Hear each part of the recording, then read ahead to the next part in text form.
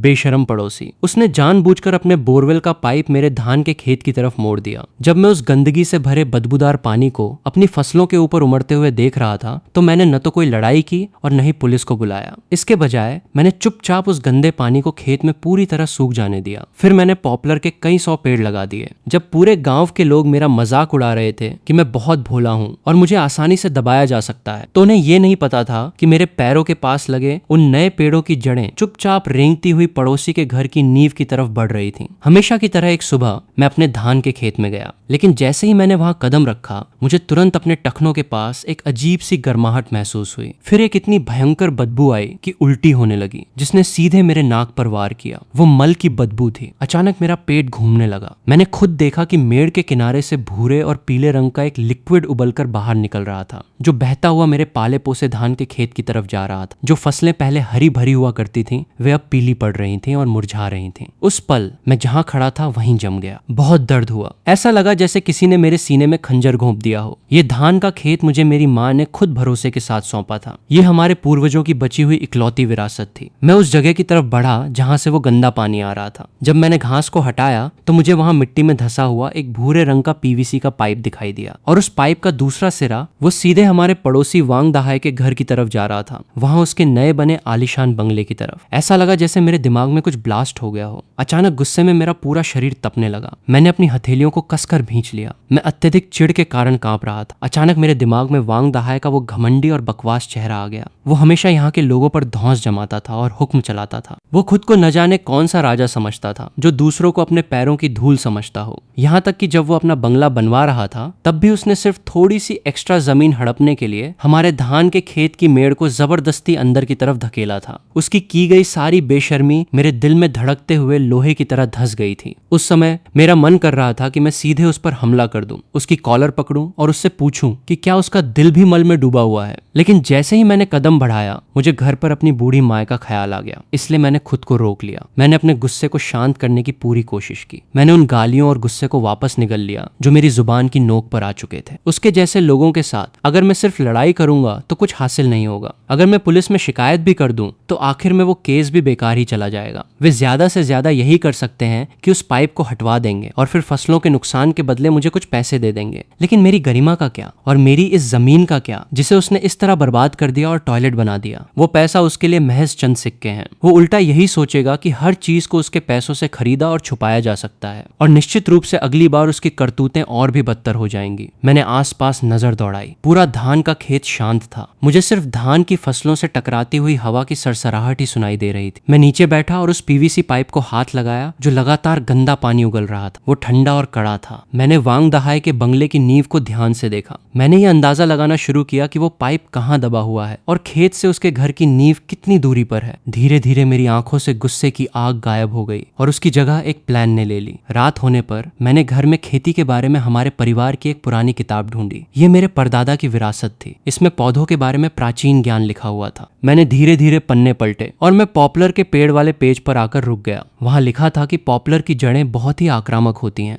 ये बहुत तेजी से बढ़ता है और किसी भी चीज को भेद कर अंदर धंस सकता है। ये मिट्टी को मजबूत तो बना सकता है, लेकिन ये मजबूत पत्थरों को भी तबाह कर सकता है। मैं मन ही मन मुस्कुरा दिया। अगली सुबह सूरज उगने से पहले ही मैंने अपनी कुदाल कंधे पर उठाई और खेत की तरफ चल दिया। जब गांव के लोगों ने मुझे देखा तो सबने सोचा कि मैं सिर्फ अपने बर्बाद हुए खेत को साफ करने जा रहा हूँ, लेकिन मैं उस घिनौनी जगह के पार निकल गया। मैं दूसरे छोर पर गया और चुपचाप एक नाली खोदने लगा। कोई नहीं जानता था कि मेरे दिमाग में क्या चल रहा है, और कोई नहीं जानता था कि एक सोचे समझे बदले की शुरुआत हो चुकी थी। पड़ोसी गांव से उधार मांगे गए पुराने डीजल वाटर पंप की आवाज कानों को बहरा कर देने वाली थी, बिल्कुल किसी थके हुए बैल की तरह जो बेकाबू हो रहा हो। मैंने नली ली और उसे उस काले बदबूदार कीचड़ से भरे खेत में डाल दिया। वो गंदा पानी जिसमें सड़े हुए धान घुले हुए थे पाइप द्वारा एक साथ सोख लिया गया और दूर की नालियों में फेंक दिया गया। उस दुर्गंध से पूरा गांव महक उठा। वहां से गुजरने वाला ऐसा कोई नहीं था जो अपनी नाक न ढक रहा हो। उन्होंने मुझे एक अजीब नजर से देखा। वांगचेन, जो गांव के एक बुजुर्ग थे और जिन्होंने मुझे बड़े होते देखा था, अपनी बैसाखी थामे कांपते हुए मेरे करीब आए। शोली, तुम क्या कर रहे हो? क्या तुम दोबारा धान लगाने के लिए पानी सुखा रहे हो? तुम्हें इसमें बहुत समय लग जाएगा। ये जमीन इस साल के लिए बर्बाद हो चुकी है। अगर तुम धान नहीं लगाओगे तो तुम दोनों माए बेटे क्या खाओगे? तुम लोगों को तो ये जमीन विरासत में मिली थी। मैंने कोई स्पष्टीकरण नहीं दिया। मैंने बस चुपचाप उस धान के खेत को देखा जो धीरे धीरे सूख रहा था। ठीक उसी समय एक तेज हॉर्न की आवाज गूंजी। वांग दहाई की नई काली कार ने अचानक ब्रेक लगाया और वो खेत के किनारे आकर रुक गई। उसने कार की खिड़की नीचे की और अपने चेहरे पर एक अपमानजनक मुस्कान के साथ अपना मोटा सिर बाहर निकाला। मैंने गांव के तमाशा देखने वाले लोगों की दबी हुई हंसी सुनी। मैंने धीरे से अपना सिर ऊपर उठाया और चुपचाप उसे घूरने लगा। साफ तौर पर उसे मेरे इस रिएक्शन की उम्मीद नहीं थी। उसके दिमाग में यह था कि मैं अभी रो रहा हूंगा या फिर उस पर हमला करके लड़ाई कर रहा हूंगा, और उसके बाद वो घमंड से मुझे एक भिखारी की तरह भगाने के लिए कुछ 100 रुपए फेंक देता। लेकिन मैंने उसे वो मौका नहीं दिया। मैंने अपनी नजरें हटा ली। बिना कुछ बोले मैं मुड़ा और वापस पाइप को ठीक करने में लग गया। मैं बिल्कुल शांत था, जैसे कुछ हुआ ही ना हो। ऐसा लगा जैसे उसने हवा में मुक्का मार दिया हो। उसका मूड खराब हो गया। वो लगातार कड़वे शब्द बोलकर गालियां बकता रहा और फिर एक्सीलेटर पर पैर दबाया और कार भगाकर वहां से चला गया। वांग दहाई के इस घमंड को देखकर बुजुर्ग वांग चेन गुस्से से कांप रहे थे। उस बदतमीज ने सचमुच सारी हदें पार कर दी थीं। शोली, तुम डरो मत, मैं शिकायत करने के लिए पंचायत जाऊंगा, कोई फायदा नहीं है, मैंने जवाब दिया। उस जैसे इंसान से बहस करना खुद को अपमानित करने जैसा है। कुछ दिन बीत गए और आखिरकार खेत का वो पानी सूख गया।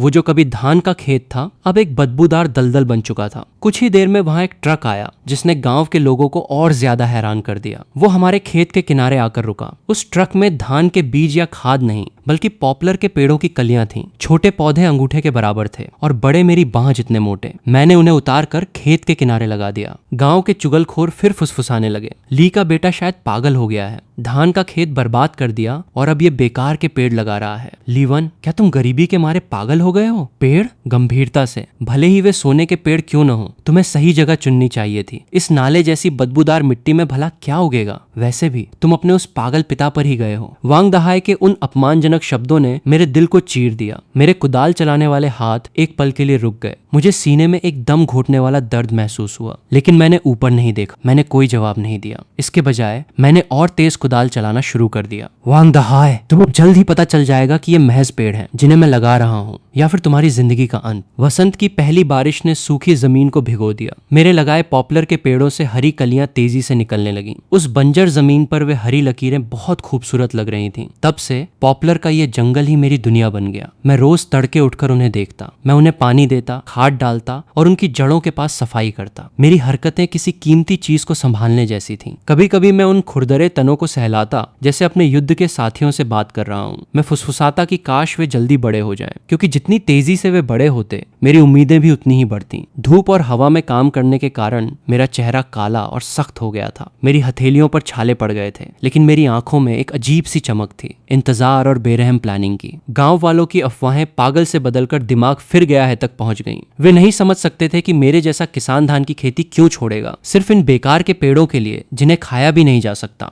बुजुर्ग वांग चेन ने भी कई बार आकर मुझे समझाया, आहें भरी और कहा कि इन पेड़ों को उखाड़ दो, लेकिन मैं सिर्फ मुस्कुराकर मना कर देता। उनकी बातों का अब मुझ पर कोई असर नहीं था। समय बीतता गया और वांग दहाई के उस महल जैसे आलीशान बंगले में छोटी मोटी दिक्कतें शुरू हो गईं। एक दोपहर मैंने जानबूझकर उसके घर के पिछले हिस्से से गुजरने का नाटक किया। मेरी नजरों ने तुरंत दीवार के पास नींव से ऊपर उठती एक बाल जैसी बारीक दरार को पकड़ लिया। मेरा दिल खुशी से धड़क उठा। कुछ ही दिनों बाद वांग दहाई ने उन्हें ठीक करने के लिए राजमिस्त्री को बुलाया। मैं दीवार के पीछे छुपकर उनकी बात सुनने लगा। राजमिस्त्री कह रहा था कि नींव धंस रही है, लेकिन वांग दहाई मानने को तैयार नहीं था और अपने कारीगरों पर चिल्ला रहा था। लेकिन ये तो बस शुरुआत थी। जल्द ही पाइप्स ब्लॉक होने लगे और पूरा अहाता बदबू से भर गया। वो लगातार प्लम्बर को गालियां देता और खराब काम का दोष देता, लेकिन उसने कभी भी असली वजह के बारे में नहीं सोचा। दूसरी तरफ मैं मेड़ पर खड़ा होकर अपने पॉपुलर के पेड़ों को निहारता रहता। अब उनमें महज कोमल कलियों का कोई नामो निशान नहीं बचा था। उनकी शाखाएं और पत्तियां हरी भरी होकर लहलहा रही थीं और गर्मी की धूप में जिंदगी से पूरी तरह सराबोर थीं। मैं जमीन के नीचे चल रहे उस खेल को अच्छी तरह महसूस कर सकता था जिसे कोई और नहीं देख पा रहा था। वे मजबूत जड़ें जमीन के नीचे मेरे उन जांबाज सैनिकों की तरह थीं जो एक इकलौते मिशन पर निकले थे, चुपचाप आगे बढ़ना और वांग दहाई के बंगले के नीचे के हिस्से पर पूरी तरह कब्जा कर लेना। एक आधी रात को जब सब सो रहे थे, मैं हाथ में एक काली बाल्टी लिए चुपचाप अपने जंगल के अंदर गया। उस बाल्टी के अंदर जड़ों को बहुत तेजी से बढ़ाने वाला एक स्पेशल केमिकल था। मैंने बहुत आराम से उस लिक्विड को उन पॉपुलर के पेड़ों की जड़ों में डाल दिया जो वांग दहाई के घर की नींव के सबसे करीब थे। जैसे ही वो लिक्विड मिट्टी में सोख लिया गया, वो तुरंत गायब हो गया। लेकिन सिर्फ मैं मैं ही जानता था कि जमीन के नीचे एक बहुत बड़ा खेल शुरू हो चुका था। पॉपुलर के पेड़ इतनी तेजी से बढ़े कि आप इसे अपनी आंखों से साफ देख सकते थे। हर एक पत्ता मानो जीत का जश्न मना रहा था। दूसरी तरफ वो बंगला जो दौलत और घमंड का प्रतीक था, वो जमीन के नीचे उसी हिस्से से चुपचाप और धीरे धीरे तबाह हो रहा था जिसे बाहर से कोई नहीं देख सकता था। 1 साल बीत गया। मेरे वे पेड़ जिनका वे मजाक उड़ाते थे अब आदमी की ऊंचाई से भी ऊंचे हो चुके थे। जो पेड़ कभी अंगूठे जितने पतले थे अब एक बच्चे की बाह जितने चौड़े हो गए थे।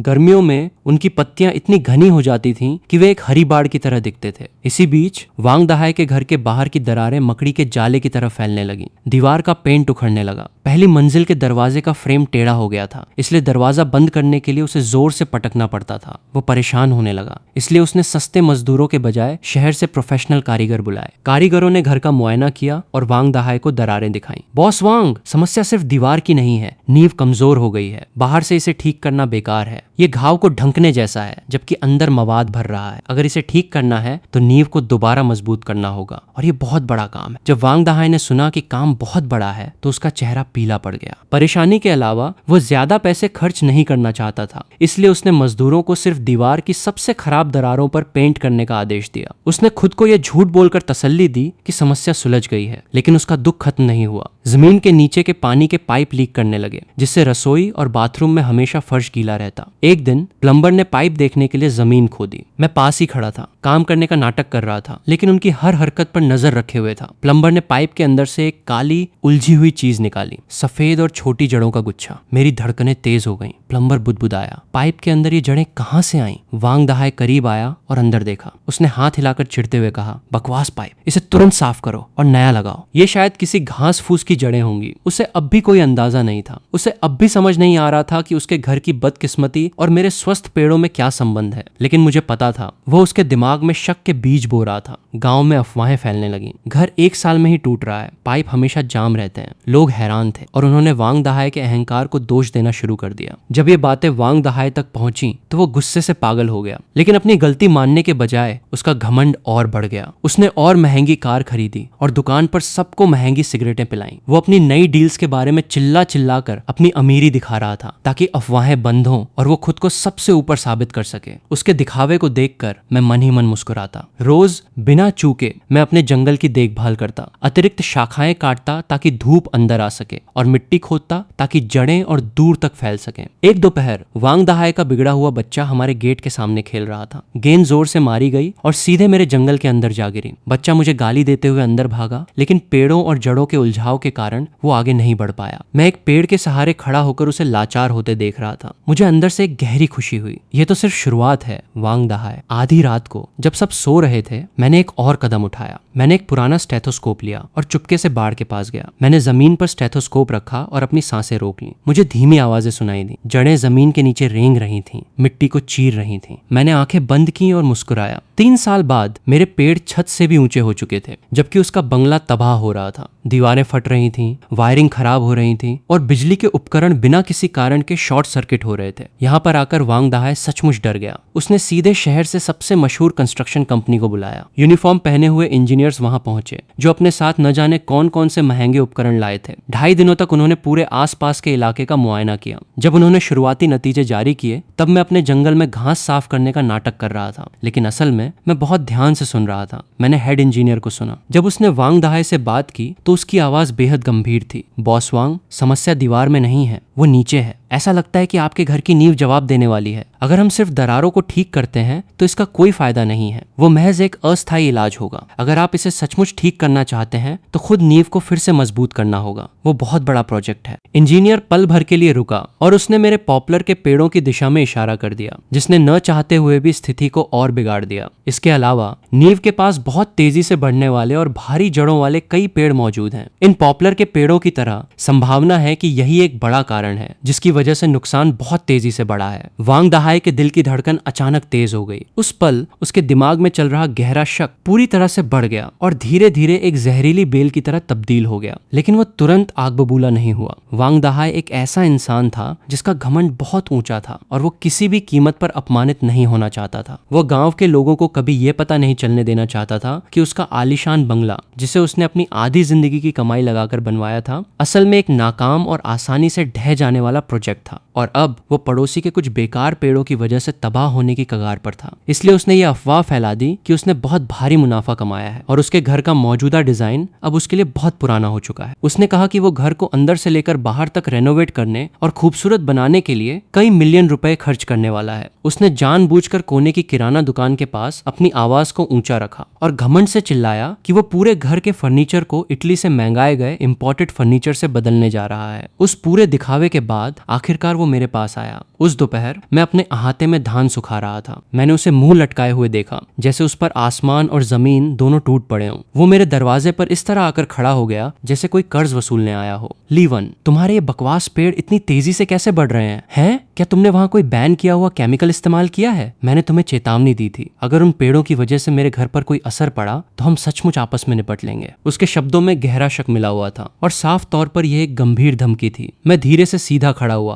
और अपने हाथों की धूल झाड़ दी। मैंने अपनी आंखों में बिना किसी भाव के उसकी नजरों का सामना किया और बहुत शांत होकर जवाब दिया, बॉस वांग, ये तो अच्छी बात है कि मेरे पेड़ इतनी तेजी से बढ़ रहे हैं। इसका सीधा सा मतलब है कि मेरी जमीन बहुत अच्छी और उपजाऊ है। मेरे होंठों पर एक हल्की सी मुस्कान उभर आई। रही बात तुम्हारे घर की, तो मुझे उससे कोई लेना देना नहीं है। काश जब तुम इसे बनवा रहे थे तब तुमने ये पक्का किया होता कि उसकी नींव मजबूत हो। मैंने ये बात बहुत ही शांत लहजे में कही थी, लेकिन उस वक्त ये एक जोरदार तमाचे की तरह लगी। इसने वांग दहाई के चेहरे को पूरी तरह से धो दिया। उसका चेहरा तुरंत गहरे गुस्से से लाल हो गया। उसने अपनी कांपती हुई उंगली से मेरी तरफ इशारा किया। तुम बस मेरे लिए तैयार रहो। मेरी दलीलों के आगे उसके पास कहने के लिए कुछ नहीं बचा था। इसलिए आखिर में एक गुस्से से भरे सांड की तरह वो महज एक बेकार धमकी छोड़कर गालियां बकता हुआ वहां से चला गया। मैंने उसे लगभग दौड़ते हुए जाते देखा, जबकि मेरा दिमाग लगातार मुस्कुरा रहा था। आखिरकार उसे शक होना शुरू हो गया था, लेकिन अफसोस कि अब बहुत देर हो चुकी थी, क्योंकि शुरुआत से ही इस लड़ाई का पूरा कंट्रोल मैंने अपने हाथों में मजबूती से थाम रखा था। आधी रात को जब हर तरफ अंधेरा था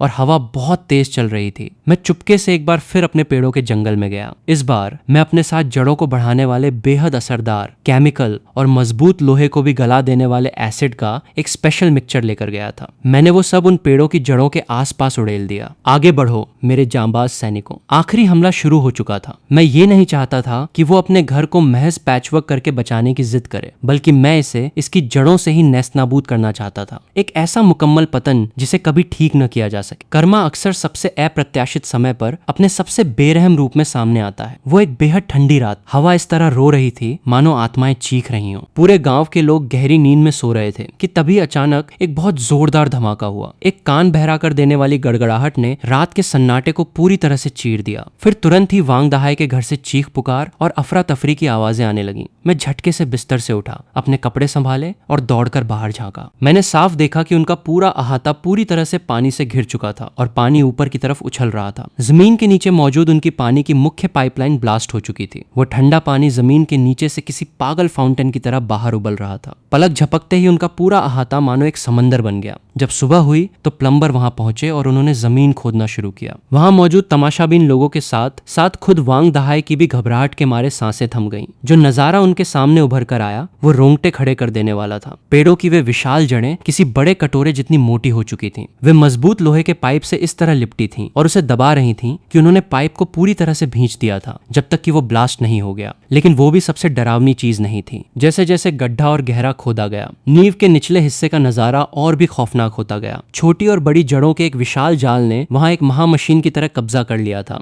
जिसकी वजह से घर के नीचे की मिट्टी पूरी तरह से दलदल बनकर ढह चुकी थी। मजबूत सीमेंट की नींव अब दरारों से पूरी तरह भर चुकी थी। कुछ हिस्से ऐसे थे जहां नींव ऊपर की तरफ उभर आई थी और उसमें गहरी दरारें पड़ चुकी थीं। घर का पूरा ढांचा एक तरफ झुकना शुरू हो गया था, जिसे अब ठीक कर पाना मुमकिन नहीं था। जब वांग दहाई ने तबाही के इस मंजर को देखा तो अचानक उसके चेहरे का रंग उड़ गया। वो कागज की तरह सफेद पड़ गया। अब उसके दिमाग में सारी कहानी बिल्कुल साफ हो चुकी थी। ये किसी खराब फेंगशुई की वजह से नहीं था और न ही घर बनाने वालों की किसी लापरवाही का नतीजा था। ये साफ तौर पर लिया गया बदला था, एक सोची समझी साजिश। उसका पूरा शरीर कांपने लगा। उसके होंठ थरथरा रहे थे। उसके मुंह से एक शब्द भी नहीं निकला। अचानक वो एक खूंखार कुत्ते की तरह मुड़ा और अपनी जलती हुई खूंखार नजरों से मेरे पेड़ों को घूरने लगा। ली चुआन, कमीने, मैं तुझे जान से मार डालूंगा। लेकिन बदले में उसे सिर्फ हवा से टकराती हुई पेड़ों की सरसराहट की आवाज सुनाई दी। तमाशा देखने के लिए आसपास के पड़ोसी वहां जुटने लगे। जब लोगों ने देखा कि कैसे जड़ों ने वांग दहाय के घर को पूरी तरह नेस्तनाबूद कर दिया है तो वहां भारी भीड़ इकट्ठा हो गई।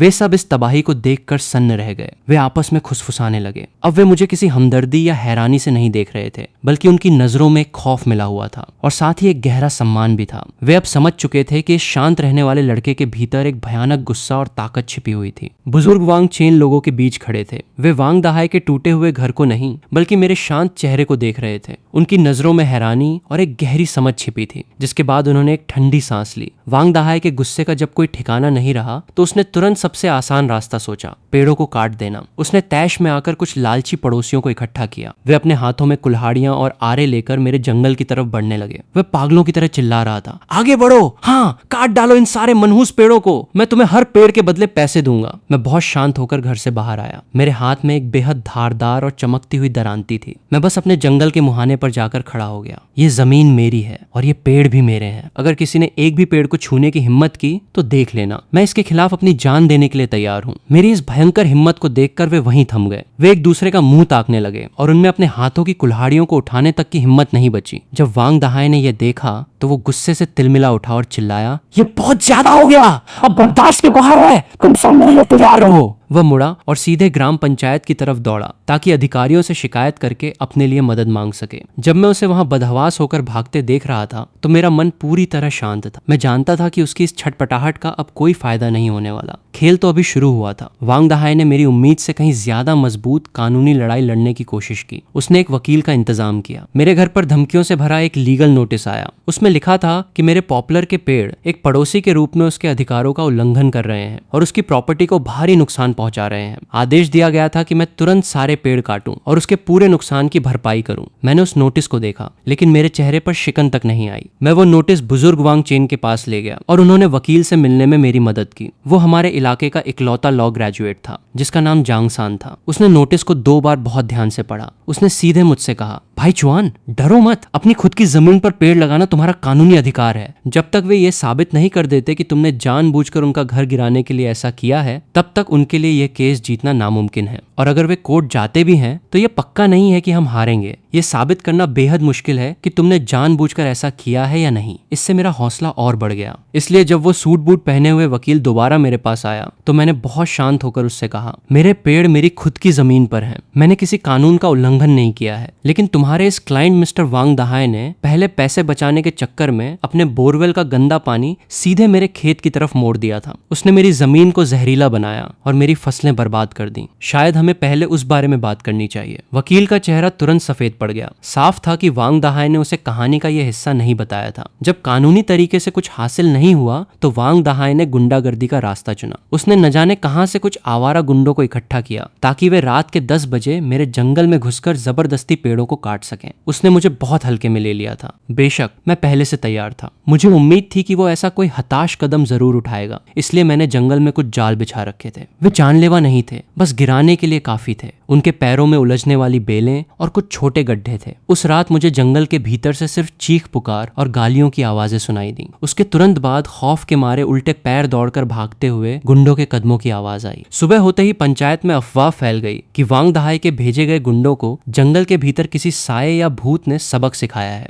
वे सब चेहरे पर नीलों के निशान लिए खौफ से अधमरे होकर वापस लौटे थे। उसके बाद से किसी की हिम्मत नहीं हुई कि मेरे पेड़ों के करीब भी फटक सके। उसने साम दाम दंड भेद सब आजमा लिया था, लेकिन कुछ काम नहीं आया। आखिरकार वांग दहाय पूरी तरह से निराश हो गया और जिस चीज ने उसके बचे खुचे मानसिक संतुलन को पूरी तरह से तोड़ दिया वो थी उसके घर के स्ट्रक्चर की ऑफिशियल सरकारी रिपोर्ट। उसमें साफ साफ लिखा था, सूचना, इस मकान की नींव पूरी तरह से नष्ट हो चुकी है, जिसके कारण पूरा ढांचा ढहने की कगार पर है। मुख्य दीवारों पर गहरी दरारें आ चुकी हैं और मकान का टेढ़ापन अब ठीक नहीं किया जा सकता। इसे लेवल डी का एक खतरनाक भवन घोषित किया जाता है जो किसी भी समय गिर सकता है। सलाह दी जाती है कि इसे तुरंत खाली करके ढहा दिया जाए। जब वांग दहाय ने इन शब्दों को पढ़ा तो उसका भारी शरीर लड़खड़ा गया। उसके घुटने जवाब दे गए और वो वहीं जमीन पर ढेर हो गया। उसकी जिंदगी भर की आधी कमाई, जिसे उसने अपनी अमीरी का दिखावा करने और उस आलीशान बंगले को बनाने में झोंक दिया था, अब कानून की नजरों में महज सीमेंट और लोहे के चद्दरों का एक कबाड़ का ढेर बन चुकी थी। और इसके तुरंत बाद एक के बाद एक और भी बुरी खबरें आने लगी। मुझे नहीं पता कि बैंक को ये खबर कहां से मिली, लेकिन उन्होंने तुरंत उसके घर पर अपने लोग भेज दिए। चूंकि उसकी गिरवी रखी प्रॉपर्टी की कीमत पूरी तरह गिर चुकी थी, इसलिए बैंक ने उसे अपना बचा हुआ पूरा कर्ज तुरंत चुकाने या उसके बदले उतनी ही कीमत की कोई दूसरी चीज गिरवी रखने पर मजबूर कर दिया। लेकिन अब वो और पैसे कहां से लाता? उसने अपने बिजनेस से की गई कमाई का बड़ा हिस्सा इसी घर को बनाने में झोंक दिया था। इससे भी बदतर यह हुआ कि उसके बिजनेस पार्टनर्स भी धीरे धीरे उससे किनारा करने लगे। आखिर कोई ऐसे इंसान पर कैसे भरोसा करता जो अपना खुद का घर तक नहीं बचा सका? उसकी काबिलियत और साख पर अब कौन यकीन करता? लेनदारों के फोन लगातार आने लगे। उसके वे दोस्त जो कभी सगे भाइयों की तरह होने का दम भरते थे,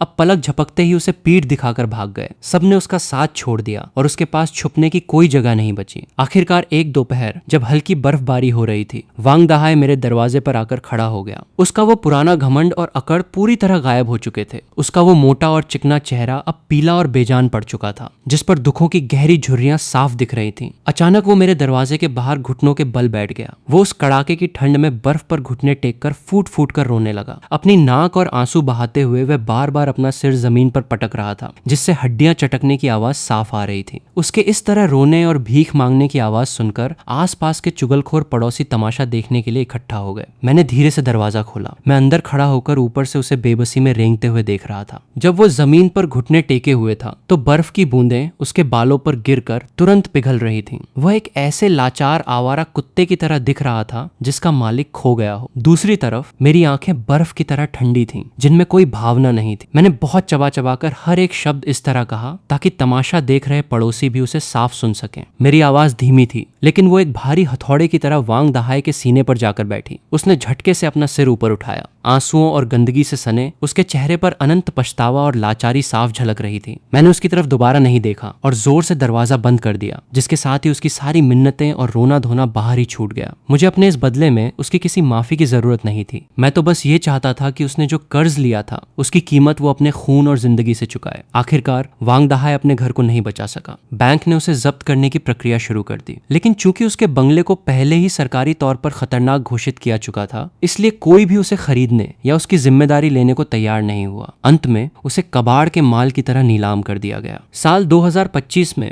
एक औपचारिकता के तहत हुई उस नीलामी की मामूली रकम से बैंक के कर्ज का ब्याज तक नहीं चुकाया जा सका। वो दिन भी आ गया जब गांव में बुलडोजर दाखिल हुए। मशीनों के कान बहरा कर देने वाले शोर के बीच सूरज की धूप बहुत खूबसूरत लग रही थी। वो आलीशान बंगला जो कभी वांग दहाय की दौलत और घमंड का प्रतीक हुआ करता था, उसे धीरे धीरे पूरी तरह ढहाकर जमींदोज कर दिया गया। दीवारें ढह गईं, सीमेंट चकनाचूर हो गया और चारों तरफ धूल का एक गाढ़ा गुबार उड़ने लगा जो धूप में चमक रहा था। उस उड़ती हुई धूल की महक और 3 साल पहले उनके बोरवेल से उमड़ी गंदगी की वो भयंकर बदबू मानो एक होकर एक बेहद परफेक्ट और तीखे कर्मा की गवाही दे रहे थे। वांग दहाय पास की ही एक पहाड़ी पर बेसुध खड़ा ये सब देख रहा था। मैं दूर से उसका चेहरा साफ नहीं देख पा रहा था, लेकिन ये साफ दिख रहा था कि उसकी वो पुरानी सीधी और अकड़ से भरी कद काठी अब पूरी तरह झुककर कुबड़ बन चुकी थी। ऐसा लग रहा था मानो उसके शरीर से रीढ़ की हड्डी ही निकाल ली गई हो। वो महज एक सूखा और खोखला ढांचा रह गया था। महज एक रात के भीतर उसके सारे बाल पूरी तरह सफेद हो चुके थे।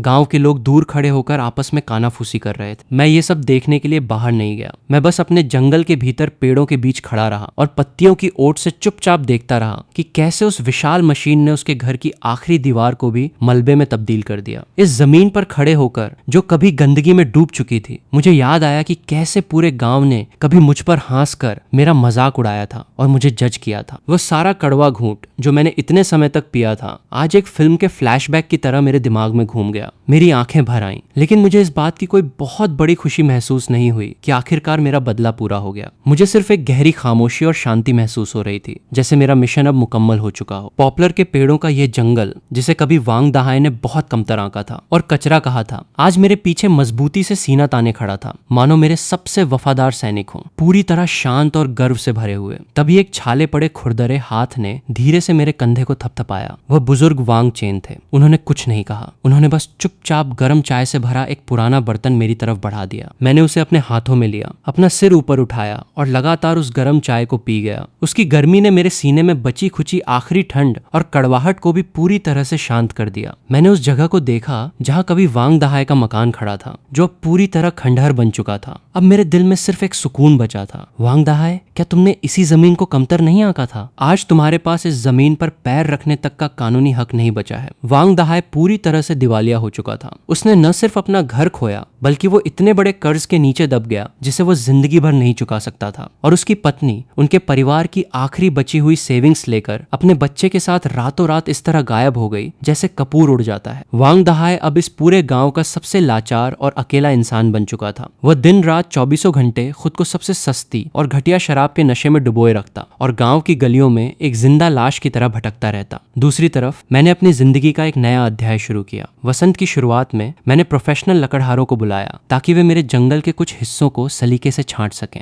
वे पेड़ जो नींव के बहुत करीब थे और जिन्होंने एक सच्चे नायक की तरह अपने मिशन को पूरी तरह अंजाम दे दिया था, उन्हें मैंने एक एक करके कटवा दिया। जमीन के नीचे मौजूद उनकी जड़ों ने उस मिट्टी का पूरा कायाकल्प कर दिया था। लेकिन मैंने सारे पेड़ नहीं काटे। इसके बजाय मैंने किनारे वाले हिस्से के पेड़ों को छोड़ दिया ताकि वे हवा से बचाने के लिए एक प्राकृतिक बाड़ बन सकें। काटे गए पेड़ों की लकड़ी बहुत ही शानदार क्वालिटी की थी, इसलिए मैंने उन्हें शहर की एक फर्नीचर वर्कशॉप में बेच दिया। इससे मुझे बहुत तगड़ा मुनाफा हुआ। इस पैसे से सबसे पहला काम जो मैंने किया वो था कृषि केंद्र से एक्सपर्ट्स को बुलाना ताकि वे मेरे खेत की मिट्टी की बारीकी से जांच कर सकें। जब रिपोर्ट आई तो एक्सपर्ट्स हैरान रह गए और उन्होंने मेरी जमीन की जमकर तारीफ की। जब मैं जांच की वो रिपोर्ट अपने हाथों में थामे हुए था तो मेरे हाथ हल्के से कांप रहे थे। ये इस जमीन का मेरे लिए एक इनाम था। मैंने उस पैसे का इस्तेमाल मेड़ों को फिर से दुरुस्त करने में किया। मैंने मजबूत पत्थरों की मदद से उन्हें बहुत सलीके से तैयार किया। मैंने सिंचाई के लिए नई नालियां खोदी। झरने का साफ सुथरा पानी खुशी खुशी बहता हुआ खेत की तरफ आने लगा, जिससे नई जिंदगी पा चुकी जमीन पूरी तरह सींचने लगी। मैं खुद शहर के बीज भंडार गया और मैंने धान के सबसे बेहतरीन क्वालिटी के नए बीज चुने।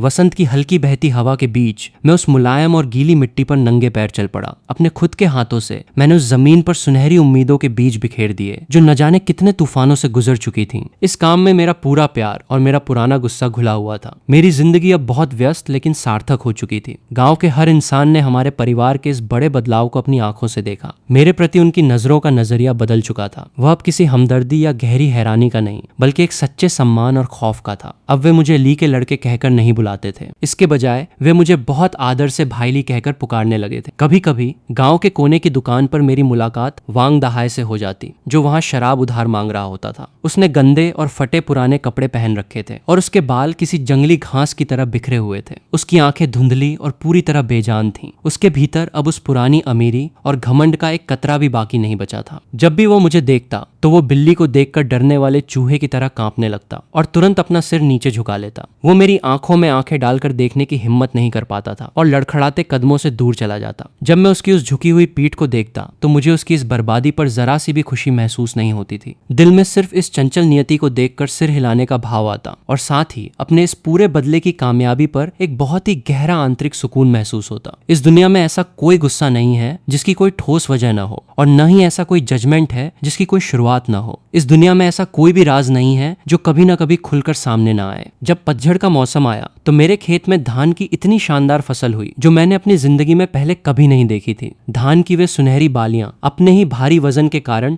नीचे की तरफ झुकी हुई थीं। फसल का हर एक पौधा दूसरों के खेतों की तुलना में कहीं ज्यादा स्वस्थ और लहलहाता हुआ था। इन शानदार दानों से पकाया गया चावल खुशबू से सराबोर और खाने में बेहद लजीज था। इस बेहतरीन फसल ने बहुत जल्द हमारे शहर के कृषि विभाग के एक्सपर्ट्स का ध्यान अपनी तरफ खींच लिया और वे इसका मुआयना करने पहुंचे। मेरे धान के खेत को देखकर वे एक्सपर्ट्स दांतों तले उंगली दबाने लगे। उन्होंने मिट्टी को और बारीकी से जांचने के लिए मुट्ठी भर मिट्टी का सैंपल भी लिया। उन्होंने मुझसे उन बारीकियों के बारे में भी पूछा कि मैंने इसे किस तरह से उगाया था। एक्सपर्ट्स के साथ साथ लोकल टीवी स्टेशन के रिपोर्टर्स भी वहां पहुंचे थे। एक युवा महिला रिपोर्टर ने मेरी तरफ माइक आगे बढ़ाया और उत्सुकता से मुझसे पूछा, आपकी इस शानदार खेती का आखिर क्या सीक्रेट है? कैमरे का लेंस पूरी तरह से मेरी तरफ फोकस था। मैंने उसकी तरफ देखा और मेरे दिमाग में वांग दहाय का वो घमंडी चेहरा घूम गया। मुझे उस गंदगी से भरे बदबूदार काले पानी की भी याद आई, लेकिन अंत में मैं सिर्फ मुस्कुरा दिया। अपनी एक बहुत ही सादा लेकिन बेहद गंभीर आवाज में मैंने कहा, इसकी कोई बहुत स्पेशल वजह नहीं है। मुझे बस ऐसा लगा कि इस जमीन को भी थोड़े आराम और सही देखभाल की जरूरत है। मैंने वांग दहाय की उन काली करतूतों का कोई जिक्र नहीं किया। मैंने अपने उस पूरे बदले का दिखावा भी नहीं किया। मैंने इस कामयाबी का पूरा क्रेडिट प्रकृति के इस चमत्कार को दे दिया, क्योंकि मैं जानता था कि बदले का सबसे समझदारी भरा तरीका पूरी दुनिया के सामने चिल्लाकर अपना गुस्सा जाहिर करना नहीं होता। रिपोर्टर मेरी इस कहानी में बहुत ज्यादा इंटरेस्टेड हो गई। उसे महसूस हो रहा था कि इस सब के पीछे कोई बहुत गहरी वजह छिपी है। जब टीवी पर वो न्यूज टेलीकास्ट हुई तो पूरे शहर में ये एक बहुत बड़ी चर्चा का विषय बन गई। लोगों ने मेरी जमकर तारीफ की। उन्होंने कहा कि मैं एक बेहद बुद्धिमान, दूरदर्शी और आधुनिक किसान हूँ जो मिट्टी के मिजाज को अच्छी तरह समझता है। वे कह रहे थे कि भविष्य के बारे में सोचने की इसकी क्षमता लाजवाब है और हम सबको इससे सीख लेनी चाहिए। मेरा यह काम दूसरों के लिए एक बेहतरीन मिसाल बन चुका था और कई लोग इस पर गर्व कर रहे थे। बहुत जल्द कुछ लोगों ने इस कहानी की परतों को टटोलना शुरू कर दिया। तमाशाबीन लोगों ने वांग दहाई के उस पुराने घमंड को याद किया जब उसने मकान बनाने के लिए जबरदस्ती हमारी जमीन हड़पने की कोशिश की थी, और साथ ही उसके उस आलीशान मकान के अचानक ढह जाने की घटना को भी याद किया। इन सबको मेरे पॉपुलर के पेड़ लगाने के फैसले से जोड़कर देखा गया। इस तरह एक सोचे समझे मुकम्मल बदले की ये कहानी किसी फिल्म की स्क्रिप्ट की तरह चुपचाप लोगों के बीच फैलने लगी, और जैसे जैसे ये कहानी एक मुंह से दूसरे मुंह तक पहुंचती गई, ये और भी ज्यादा रोमांचक होती चली गई। ये हकीकत टीवी न्यूज की तुलना में लोगों के बीच और ज्यादा जिंदा होकर उभरी। असली सच आखिरकार तैर कर ऊपर आ चुका था। मुझे खबर मिली कि गलियों में आवारा भटकने वाले वांग दहाई ने किसी के मोबाइल पर मेरे बारे में चली वो न्यूज देखी थी। उसने लोगों के बीच फैली उन अफवाहों को भी सुन लिया था। वहीं सड़क पर ही उसका पूरा संसार मानो बिखर गया और वो अपना सिर पकड़कर फूट फूट कर रोने लगा। वह खुद चिल्लाकर कह रहा था कि उसे अपनी पुरानी करतूतों का फल मिल चुका है। उस दिन के बाद से वो गहरे संकोच और शर्म के मारे गांव में कभी दिखाई नहीं दिया। वो हम सबकी नजरों से हमेशा के लिए गायब हो चुका था। दूसरी तरफ मेरी इस कहानी की वजह से मेरे खेत का चावल पूरे इलाके में सफलता और राइस ऑफ सक्सेस के नाम से मशहूर हो चुका था। दूर दूर से ऑर्डर्स की बौछार होने लगी थी और इसकी कीमत आम चावल की तुलना में कई गुना ज्यादा महंगी हो चुकी थी। हमारे जीवन का पूरा पासा ही पलट चुका था। हमारी जिंदगी अब बेहद आसान और समृद्ध हो चुकी थी। मैं अब वो लाचार और गरीब इंसान नहीं रह गया था जिसे महज 2 वक्त की रोटी का जुगाड़ करने के लिए जमीन के एक छोटे से टुकड़े पर आश्रित रहना पड़े। मैंने अपनी बुद्धि और मजबूत इरादों के बल पर अपने लिए एक बेहद खुशहाल, समृद्ध और सम्मानजनक जीवन को गरिमा के साथ वापस हासिल कर लिया था।